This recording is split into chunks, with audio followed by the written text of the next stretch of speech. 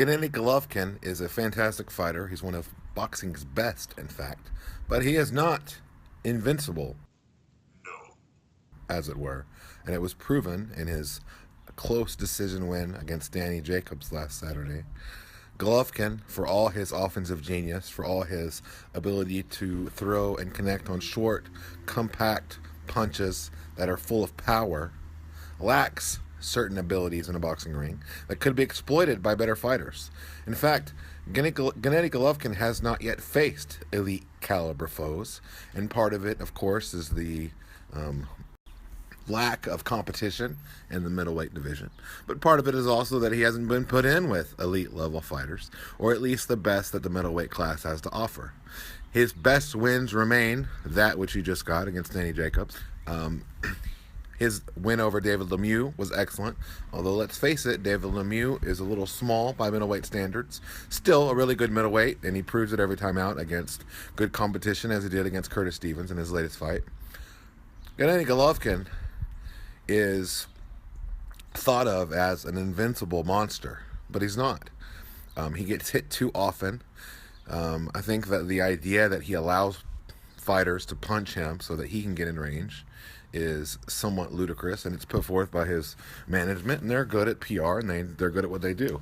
It's also a lack of attention by the current boxing media, who wants to get behind the next so-called great fighter. I think we're all guilty of that in a way, right? Everyone wants to live during the era of a so-called great. We just had that with two fighters, Floyd Mayweather and Manny Pacquiao. Maybe we're being a little greedy here with Gennady Golovkin. Here's what's interesting to me. I think that the Danny Jacobs fight proved that Canelo Alvarez, should he defeat Julio Cesar Chavez, and let's think about this. What if Canelo goes in there and dominates Chavez, like some people, and a lot of people I think believe that that could happen? It might very well happen. If he dominates Chavez, a lot larger a fighter, a good fighter, a fighter who held one of the middleweight title belts, and they make the Canelo Alvarez versus Gennady Golovkin fight, I think we'll see a lot of people still think Gennady Golovkin will run right through Canelo Alvarez as if he's not even there. But that's simply not the case. Alvarez is a good boxer. He can make people miss. Alvarez has fought higher caliber competition than Gennady Golovkin has and defeated them. His sole loss remains his decision loss to Floyd Mayweather, a fight that he took when he was close to or at 23, just 23 years old. In fact, Canelo Alvarez has single wins that are better than any or all of Golovkin's wins in his entire career. Look at what he did to Miguel Cotto. And that version of Miguel Cotto, whatever we think about Fight Night, before that fight, Miguel Cotto looked invincible at middleweight. So let's see. Let's get these guys in the ring together. Let's see Canelo. Hopefully he gets past Julio Cesar Chavez. And I say hopefully if you're hoping for the fight that everyone in boxing seems so desperately to yearn for, Gennady Golovkin and Canelo Alvarez. Let's see him get past Julio Cesar Chavez. Let's see these guys fight in September. And let's see if Golovkin truly is as good as everybody thinks he is. Let's give credit to Golovkin. He's won 18 consecutive middleweight title fights. That's a big deal.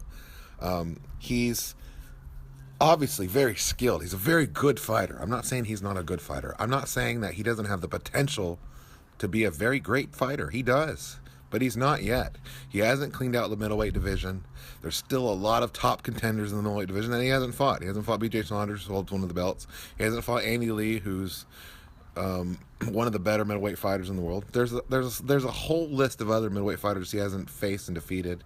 He's always calling out guys like Floyd Mayweather and even Canelo Alvarez, who are technically smaller than Gennady Golovkin. He doesn't seem anxious to get in the ring with Andre Ward, a fighter that's bigger than Gennady Golovkin. Credit to Canelo for being a fighter who will truly fight anybody. Nobody thought that Canelo should or would fight Erislandy Lara when he did, and he beat him. He fought Floyd Mayweather before he was ready. I thought he fought admirably in that fight. He learned a lot in that fight. He's gotten a whole lot better since. He's moved up in weight. He fought Miguel Cotto, who isn't a true middleweight, but still, Miguel Cotto looked unbeatable. And now here he is again fighting Chavez Jr. For all purposes, it might as well be called a cruiserweight by the time that guy gets in the ring when he fights guys who are smaller than him. That should be a good fight. Let's see Golovkin do the same.